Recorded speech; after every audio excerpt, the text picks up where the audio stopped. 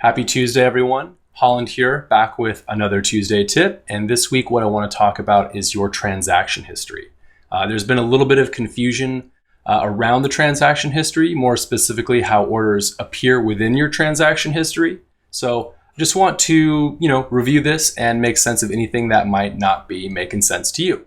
So whenever you're looking at the inventory tab of a product page, you're going to have your different warehouse locations here.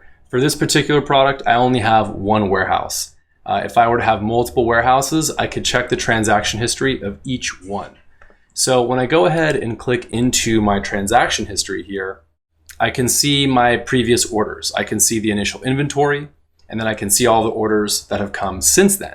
So this kind of gives you some history to what's been going on with a product's inventory. It's going to show you orders, and it's also going to show you manual adjustments. So this product doesn't have any manual adjustments, but should you make any changes to inventory yourself and not have your orders make inventory, those would appear here as line items as well, saying that there are manual adjustments made and giving you the date.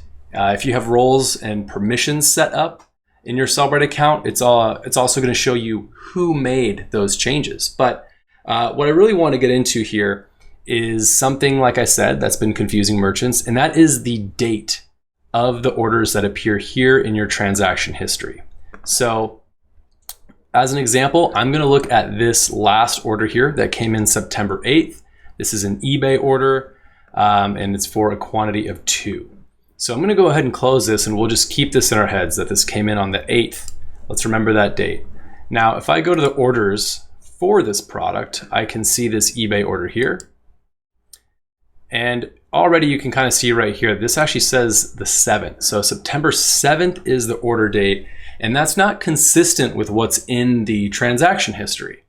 So this is kind of the crux of many people's issue with the transaction history. They're confused about this date discrepancy.